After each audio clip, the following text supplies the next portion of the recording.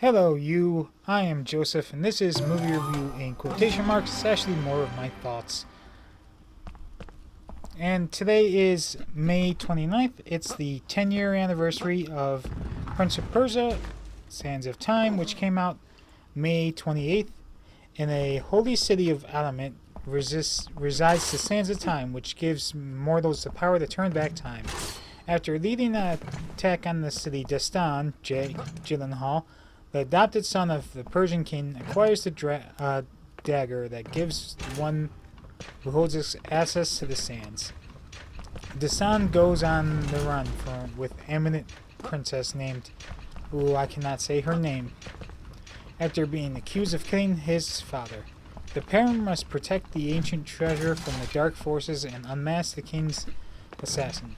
Its budget was $185 million. Box office was $336.4 million. Wow, this movie made a profit. IMDb has it at 6.6 out of 10. Rotten Tomatoes 37%. Voodoo, for some reason, is on here today. 4.2 out of 5. And if you're really interested, you could, at the time of recording, you could watch this on Encore. May 29th at 3:45 a.m. So, I've never seen this movie. It's been in my backlog to watch because it is a video game movie. But it's for a franchise I really haven't played. And shockingly, how many times I lost interest was none. That's only because I've never seen the movie before, and Jake Gyllenhaal was in a lot of it, and he gets me interested in any movie I see him in. And so I have a most favorite scene for this movie. There's a pretty cool fight scene at the end where there's knife throwing versus a guy who shoots daggers out of his little contraptions. That is probably my favorite. That was a pretty cool action scene. Alright, so here are my notes. When the orphan kid was running around on the buildings,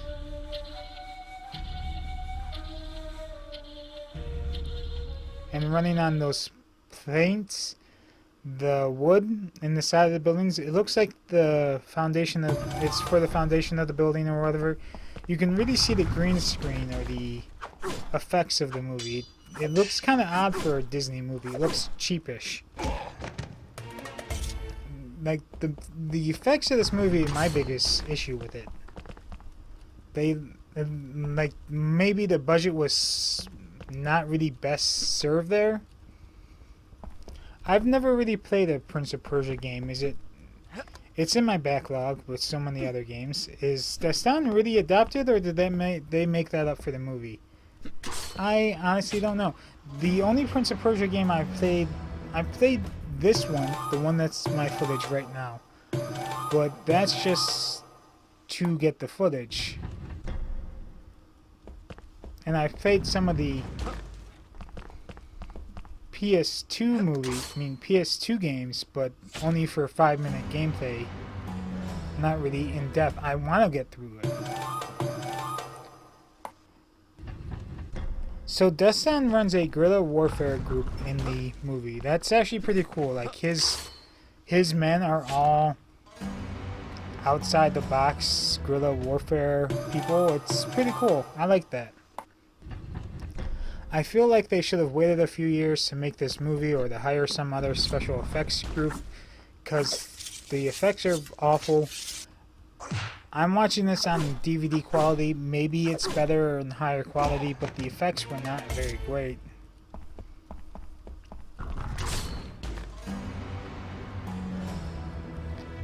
So Destan was... I'm going to say his name wrong every time. So Destan was supposed to kill his father who adopted him. Well, in the background we see his other brother who's clearly jealous of his one brother. So... definitely doesn't look like he killed him. So thanks to Destan's uncle, the new king doesn't have the dagger, so Destan So does the uncle know what the dagger is, and he's actually a good guy? Because he kind of looks and acts like a bad guy.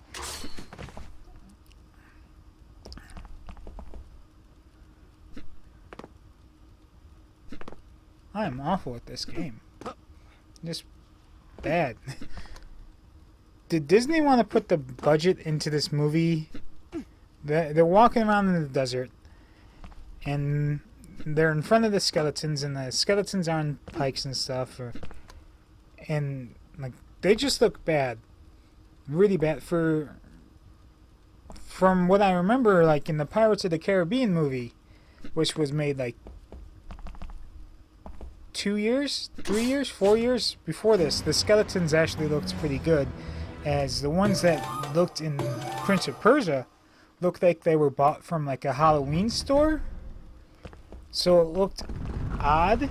I don't get why their budget was so bad. Like even the skeletons look weird. So Dastan's uncle is evil. I mean, it makes sense. He's the one who presented the evidence of the weapons to the three brothers so they could take Amumet, the city.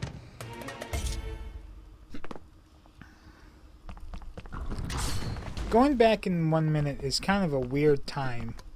It's just enough time to do something critical, but not enough time to do anything really massive. Like, I guess you could do something massive.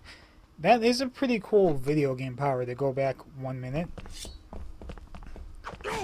But say if you have to be living a really important life. So if you go back 1 minute, was that enough time to stop someone to get assassinated? So let's say you're in the Forbes Theater, and John Wilkes Booth is behind President Lincoln, and you're like off on the side with the dagger, and he shoots him. You go and check it on Lincoln, see he's dead. If you had the dagger, would it be enough time to stop Lincoln? It all depends on where you were standing from him. But would you be able to save his life? I don't know why that popped into my head. I never thought a movie about video games set in Persia would have so many lines about taxes. I don't remember his name. I mean, don't know his name. I know I've seen him in other things. But he really had a lot of lines about taxes in this movie. It's like every time we see him is taxes, or have you heard about my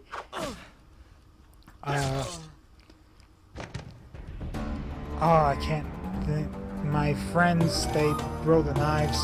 I just watched this movie. I don't know why I can't think of the names. I kind of agree with Dastan's uncle. If you have an elite killing force, you should definitely keep them around. What's the old saying? If you want peace, you must prepare for war. Yeah, I didn't agree with them saying like it was a bad thing to keep a group of assassins, like just to disband the group.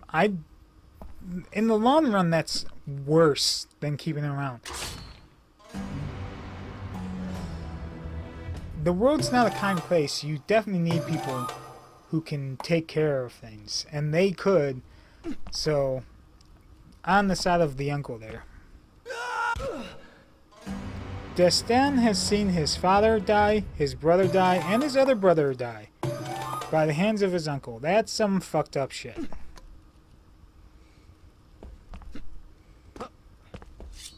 Ah, yes, this is a moment where I'm probably the only person in the world that saw this.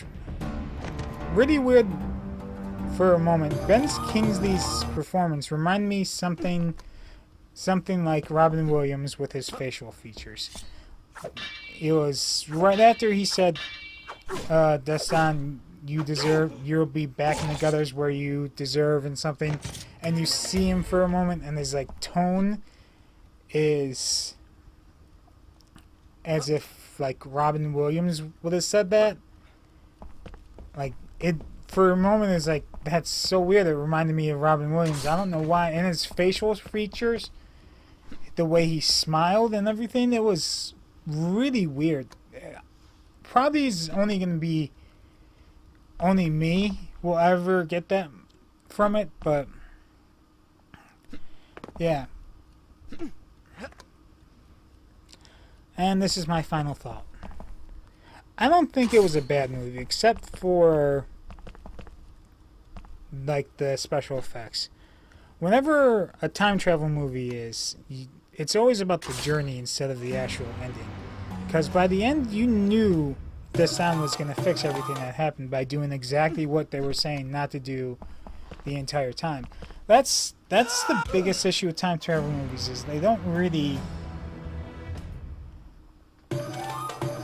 have any great endings, because those movies are about the journey and not about the ending. Like Back to the Future is one of my favorite franchises of all time, and those movies are about the journey.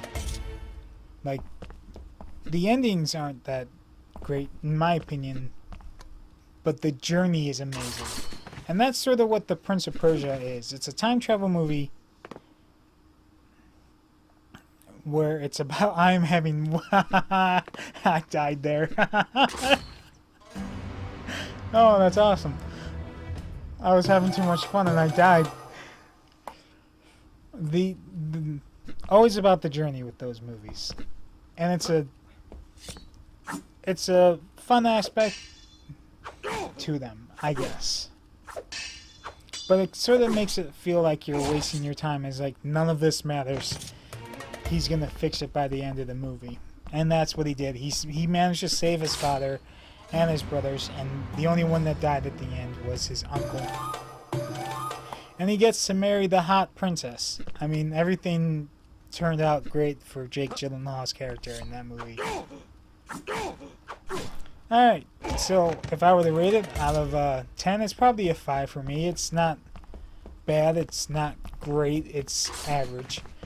The special effects are about a 4 or 3. Recommendation 1 out of 5. It's a 2. It's not like a must watch, but it's alright if you have time. You can watch it on Encore tonight when this comes out, May 29th at 3:45 a.m. That's Central Time. So I've got nothing more to say. I'm going to let the rest of this game play out just for the fun of it. I'll catch you next week for, I think it's Total Recall. Bye.